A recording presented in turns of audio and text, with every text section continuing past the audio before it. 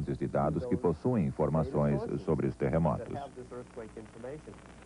Agora, a maior parte dos dados que trafega pela internet é sob a forma de texto, mas com a formação de uma verdadeira superavenida da informação, dados de voz e imagem também trafegarão de computador para computador numa avenida de comunicação sem sinal vermelho.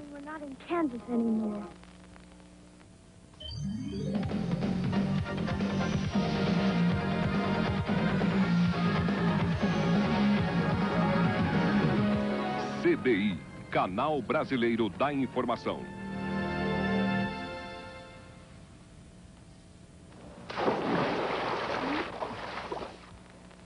Um mergulho na piscina a qualquer hora do dia é uma ótima forma de se refrescar, mas para pessoas com problemas médicos pode não ser uma ideia tão boa. Especialistas dizem que aqueles que têm problemas cardíacos ou outros males devem ser medicados antes de entrar na água. Eles também devem ser monitorados de perto para evitar a possibilidade de um afogamento. John Van Sickle relembra a dramática experiência pela qual passou. Quando eu parei e comecei a ter problemas, as pessoas achavam que o que eu fazia era apenas um outro tipo de exercício na piscina e então deixaram que eu me virasse durante algum tempo antes de chegarem à conclusão do que realmente eu tinha algum problema e decidirem vir até mim e me tirarem da água. Se alguém é tirado da água inconsciente, deve-se verificar se a vítima está respirando e tem pulso antes de começar a ressuscitação cardiopulmonar, segundo o Dr. Jerome Modell. Se você realmente resgata alguém e a pessoa não está respirando na água, se você puder realizar respiração boca a boca ainda na água, mesmo enquanto remove a pessoa da água, isso é benéfico. Médicos dizem que nos últimos 30 anos o índice de sobrevivência das vítimas que quase se afogaram sem danos cerebrais permanentes subiu para 85%. Por quê? Há mais gente que conhece as salvadoras técnicas de respiração boca a boca. Existe uma tecnologia de emergência mais sofisticada e há melhores procedimentos de terapia intensiva.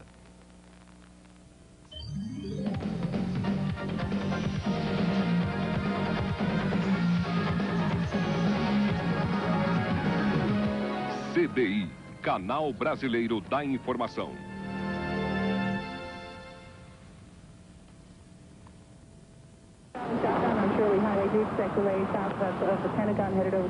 Saia do caminho. Esse é o sentimento dos motoristas a caminho do trabalho em Washington, D.C. Há 600 mil deles no anel rodoviário que contorna a cidade. Durante as horas de rush como esta, você verá olhos grudados nas luzes de freio do carro da frente, mãos agarradas ao volante e ouvidos ligados nos rádios para informações atualizadas sobre tráfego. 50 up to the Baltimore-Washington Parkway, where accident activity has been cleared to the left shoulder. Continuing on the outer loop, you'll slow again at Kenilworth Avenue, and that slowdown extends past the I-95 interchange into Montgomery County. Bem-vindo ao controle de tráfego metropolitano, a maior empresa de reportagem de tráfego do mundo.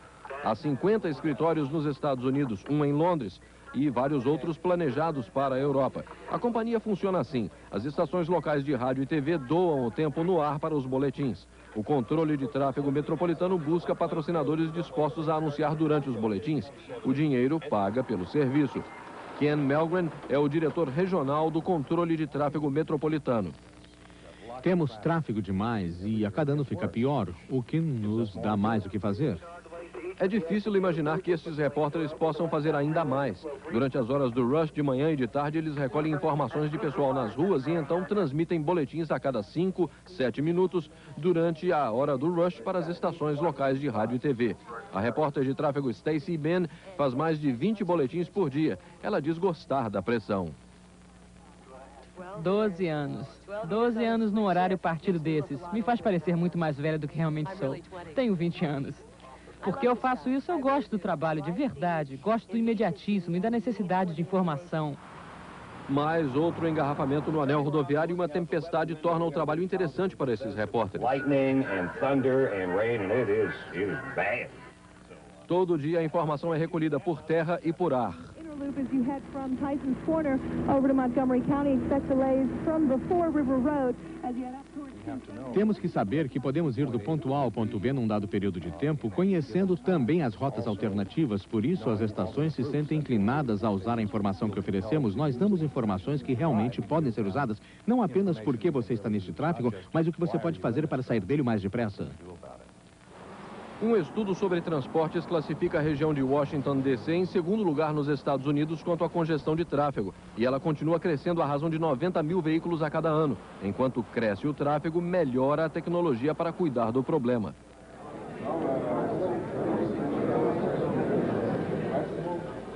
Nesta conferência sobre tecnologia de tráfego, a ETAC Corporation está vendendo mapas digitais, informação que pode eletronicamente apresentar rotas alternativas a destinos na área, baseados em informações do controle de tráfego metropolitano. O programa estará disponível para computadores pessoais, bem como para futuros sistemas computadorizados a serem instalados em automóveis, conhecidos por alguns especialistas em tráfego como carros espertos. Por enquanto, os motoristas aguardam a invenção de motoristas espertos, que ajudem a reduzir os engarrafamentos.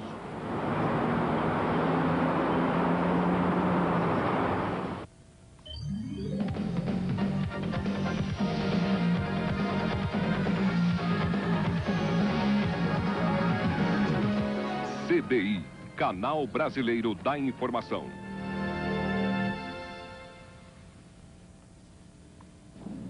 Londres, 1888. Em meio a uma série de assassinatos cada vez mais chocantes, esta carta sarcástica aberta com um caro chefe e assinada Jack, o Estripador, chega até a polícia.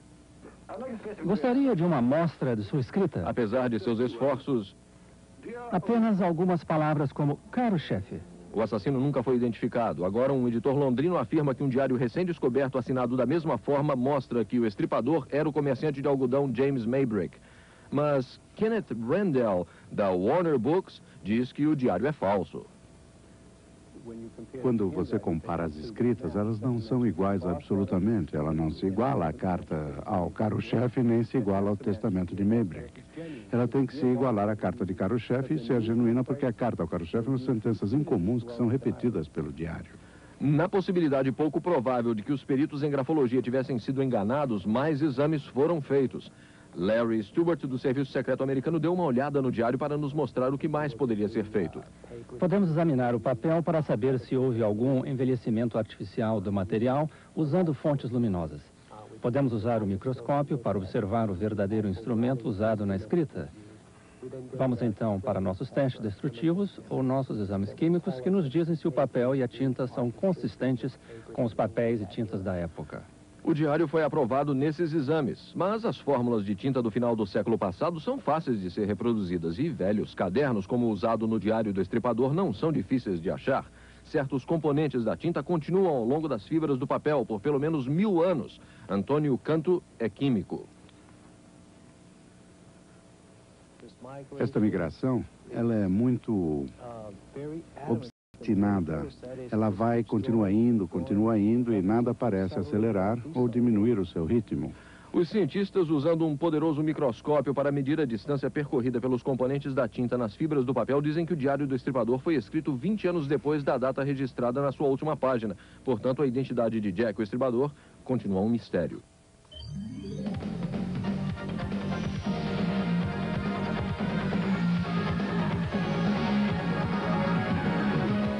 CBI, Canal Brasileiro da Informação.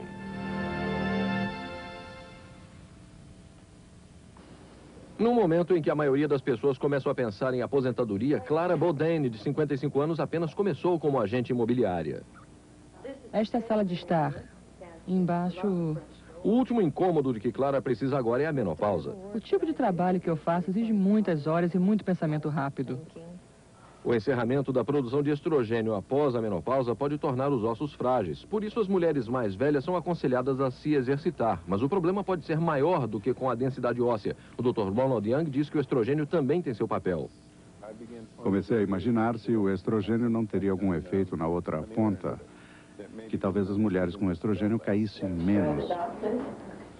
Para ajudar a testar a teoria do Dr. Young, o Dr. Jay Rosenfeld desenvolveu um aparelho para analisar o equilíbrio da mulher após a menopausa com e sem a terapia de estrogênio. Clara está sobre uma placa de pressão que mede seu equilíbrio. Dr. Jay Rosenfeld. Quando há amplas variações no centro de equilíbrio, elas se manifestam normalmente através do balanço do corpo. O computador registra e analisa isso. as velocidades reais de pico sistólica e diastólicas. A pesquisa do Dr. Michael Belfort pode mostrar que estrogênio dilata os vasos sanguíneos no cérebro, ou seja, que o hormônio poderia afetar qualquer função cerebral. Estamos observando a capacidade cognitiva e registro de inteligência nesse mesmo estudo, mas ainda é cedo demais para qualquer análise dos dados a essa altura. O Dr. Young acredita que há provas suficientes a respeito dos benefícios da terapia de estrogênio para recomendá-la a qualquer mulher. Ela vive uma vida mais saudável, mais produtiva e acaba vivendo mais tempo também. Clara Bodine não notou qualquer problema após a menopausa como desequilíbrio, mas ela acredita na terapia com estrogênio.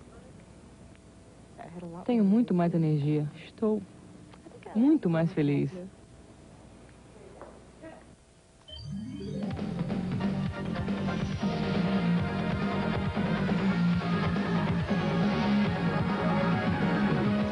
CBI, Canal Brasileiro da Informação.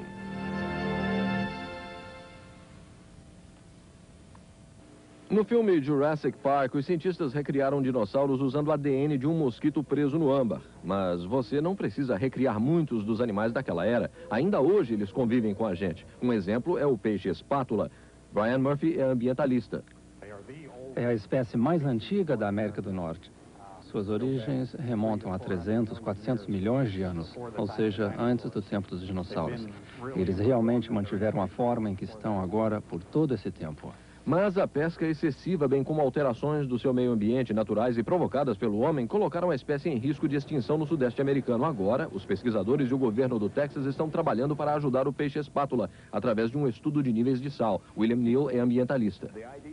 A ideia é apresentar ao animal uma variedade de salinidade num tanque e observar quais são os níveis de salinidade que ele busca e passa seu tempo. Os pesquisadores esperam que com a determinação dos níveis de salinidade tolerados pelo peixe espátula, seja possível calcular os movimentos da espécie. Para se alimentar e reproduzir, o peixe espátula precisa de um habitat específico, como longos trechos de águas em movimento. Ao construirmos barragens em todos os rios do leste do Texas, provocamos um grande impacto sobre a população do peixe espátula. Nos anos 50 e 60, não havia mais quase nenhum peixe espátula. O peixe espátula foi adicionado à lista de animais em extinção no Texas em 77. O estado espera poder tirá-lo da lista por volta de 2001.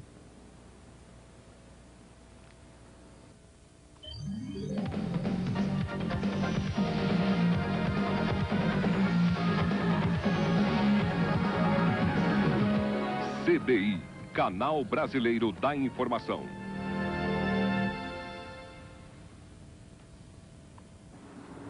É no estado americano do Novo México que fica a base de mísseis de White Sands. Cargas científicas têm sido testadas aqui desde os anos 50.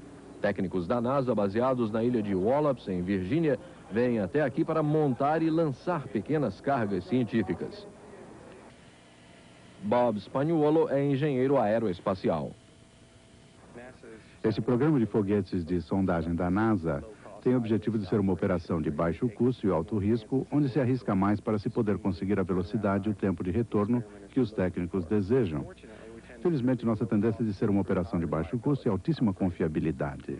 Bob Spagnuolo está a cargo da montagem do foguete. Múltiplos segmentos que controlam a ignição do veículo, sua orientação, telemetria, recuperação e mais um telescópio de raio-x são transformados numa carga útil de 5,5 metros.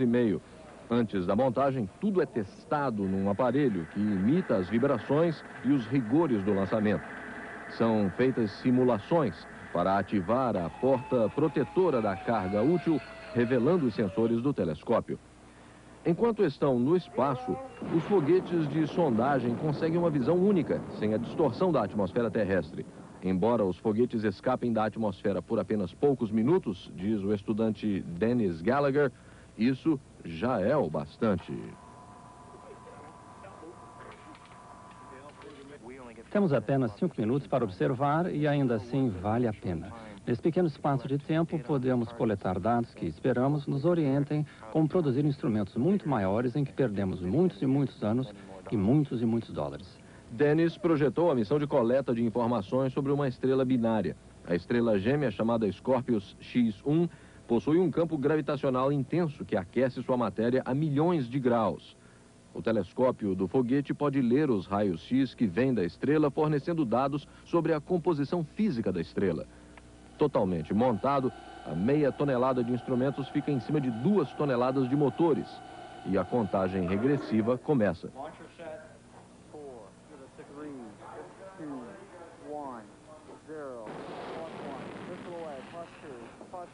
Durante um voo, os cientistas registram os dados por 7 minutos antes que a carga útil comece a cair de volta à Terra. Ele cai a 80 quilômetros de onde foi lançado. Ao primeiro sinal, os helicópteros saem para o resgate. Hoje, a equipe teve sorte. A carga útil está intacta, com apenas um pequeno arranhão. Ela é imediatamente separada em diversas partes para o voo de volta à base. Após mudanças e melhoramentos, a maior parte das cargas úteis acaba voando diversas vezes. É uma forma de baixo risco de se lançar experiências ao espaço rapidamente e a um custo mínimo.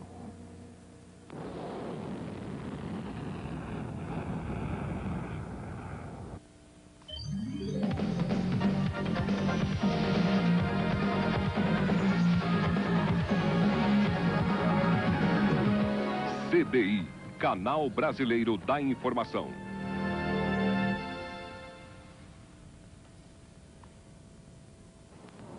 Um cargueiro e 2 barcaças de combustível se chocaram em Tampa Bay, na Flórida. Os bombeiros combateram as chamas e a equipe de resgate foi chamada ao local. Ninguém saiu ferido, mas vazava óleo de uma das barcaças. Os animais da região foram logo cuidados, relembra Lynn Frink, encarregada da ação de resgate. Nós recebemos mais de 400 animais depois do vazamento em Tampa Bay e 357 deles estavam encharcados de óleo. Mais de 200 eram pelicanos marrons, uma espécie ameaçada em muitas regiões e que é ameaçada também, acredito eu, na Flórida. As equipes de resgate acorreram ao local. Elas ajudaram os voluntários da área a estabilizar os animais antes da remoção da camada de óleo. As penas dos pássaros são estruturas muito complexas e delicadas. E temos que tentar limpar as penas sem danificá-las.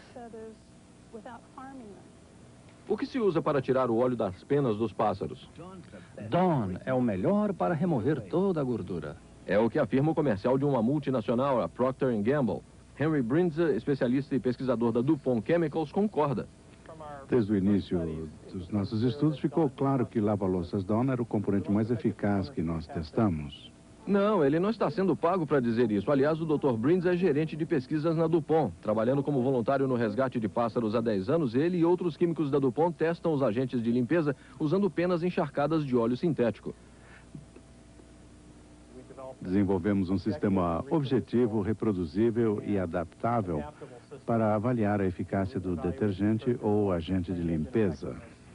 A Procter & Gamble doou 30 caixas de detergente Dawn para cooperar com a missão de resgate. Foi uma reação bem sucedida. Acho que de 75% a 85% dos animais puderam retornar a seus habitats. Uma vitória nos esforços ecológicos em andamento.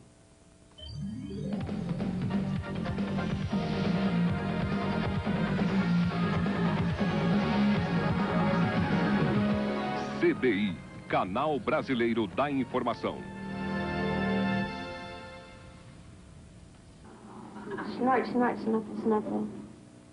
Don Ewing diz que o pequeno Trevor faz barulhos de porquinho quando mama.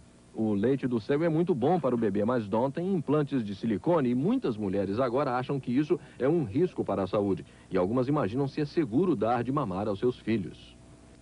Quando coloquei os implantes, eu sabia que gostaria de dar de mamar e perguntei sobre isso na ocasião. Claro que a resposta foi: ninguém sabe. Isso é meio estranho. Nem a FDA tratou do tema, de acompanhar os recém-nascidos e de avaliá-los quanto a possíveis efeitos colaterais do implante de silicone. O Dr. Ryder está tentando obter algumas respostas. Dawn e Trevor participam de seu estudo sobre silicone no leite materno. A primeira pergunta é: conseguimos detectar silicone no compartimento materno, que inclui leite e sangue materno? Dawn não acha que seus implantes a prejudicaram, mas pensa nos possíveis efeitos sobre seu filho. Neste momento, no entanto, ela não está preocupada o bastante para interromper a amamentação. Mrs. Mullenville.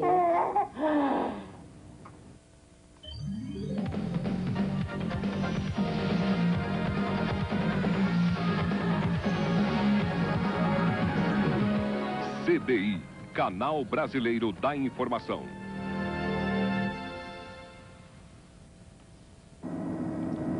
Conscientes dos custos e preocupados com o meio ambiente, os americanos enfrentaram o desperdício de energia. Mas ao fazê-lo, criaram um novo problema: prédios impermeáveis ao ar de fora, que guardam a poluição interior. O Dr. Roy Fortman diz que isso deixa algumas pessoas doentes. Ela se caracteriza por reclamações dos ocupantes de congestão nasal, irritação do nariz, olhos, garganta, dor de cabeça e cansaço. Ela pode estar relacionada com baixos níveis de compostos orgânicos ou outros contaminadores como organismos biológicos no meio ambiente interior. É a chamada síndrome do prédio doente. Ela afeta lares, escritórios, escolas e fábricas. Nos últimos anos, tem havido muito mais conscientização quanto aos problemas da qualidade do ar interior em ambientes não industriais, mas ainda continua havendo muita preocupação com os ambientes industriais e a liberação de químicos e contaminantes durante os processos de fabricação. Pode-se resolver o problema com o acréscimo constante de ar fresco, mas então teríamos que aquecer ou esfriar o ar fresco, prejudicando o nosso propósito inicial. Agora, este engenheiro acha que tem uma ideia melhor: um filtro que transforma os gases nocivos em dióxido de carbono e água, totalmente inócuos. Engenheiro David Hollis. Fizemos alguns estudos iniciais nos últimos 2 anos, observando a capacidade do pigmento de tinta branca em pó de destruir completamente, por combustão à temperatura ambiente, vários dos contaminantes mais comuns encontrados nos escritórios, fábricas e lares. O sistema tem muitas vantagens. O pigmento branco é a mesma substância encontrada na pasta de dentes e na tinta. Ele funciona a temperatura ambiente e é ativado por uma luz ultravioleta próxima, também inofensiva aos seres humanos. O que estamos fazendo agora é colocar esse pó numa configuração comercial mais útil, que é uma colmeia cerâmica. Isso vai nos permitir forçar o ar contaminado através desta colmeia com um gasto muito pequeno de energia. Vamos realizar o processo de purificação iluminando a colmeia enquanto o gás passa pelo aparelho. A ideia chamou a atenção e as verbas da NASA, a Agência Espacial Americana. O sistema poderia ser especialmente útil nos voos espaciais e por 2 motivos. Primeiro, a colmeia não exige espaço adicional. Ela pode ser montada dentro de um duto já existente no edifício. Em segundo lugar, não há necessidade de filtros extras. O sistema queima os contaminantes em vez de capturá-los, e por isso o filtro não precisa ser mudado regularmente. Hollis também mantém contato com outros usuários em potencial. Vemos um grande interesse, o interesse crescente, não apenas na NASA, mas também de várias outras empresas, como resultado da Lei do Ar Puro de 1990. Muitas empresas têm pressa de reduzir suas emissões de diferentes produtos químicos perigosos. Achamos que poderia haver uma aplicação útil nessa área também. Para aqueles que sofrem com a síndrome do prédio doente, a notícia poderia representar um pouco mais de ar puro.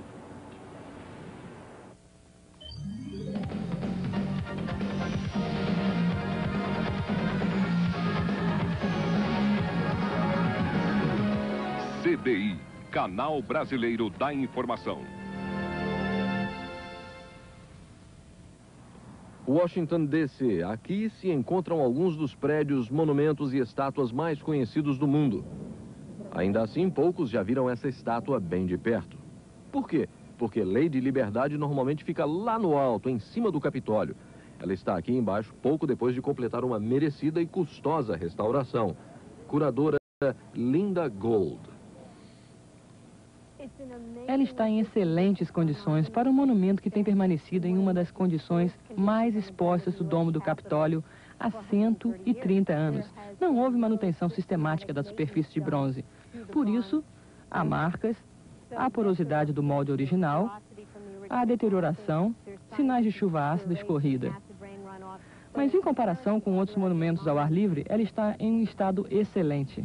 Este grupo de curadores passou os últimos 4 meses limpando Lady Liberdade com água sob alta pressão, removendo corrosão e abrindo buracos onde a superfície ficou fraca e marcada e fechando-os com pinos de bronze especiais.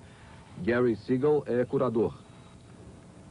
Os pinos de bronze foram feitos de uma liga semelhante à da estátua. Fizemos uma análise do metal e preparamos uma liga semelhante e aparafusamos os pinos. Os pinos aparafusados foram inseridos nos buracos e apertados. Uma vez feito isso, os pinos foram cortados rente à superfície e martelados. Eles foram então cinzelados na superfície com um martelo e um cinzel. Em seguida veio a arte de aplicar pátina à estátua. Usando maçaricos, os curadores aqueceram a superfície da estátua antes e durante a aplicação dos vários produtos químicos colorantes. Finalmente, aplicaram uma camada de acrílico e escovaram a estátua com uma mistura de ceras que a protegerá no futuro. Não pense que ela vai descer logo. Talvez mais 50 anos. Talvez mais 100 anos. E ela vai refletir a peça escultural realmente bela produzida por Thomas Crawford.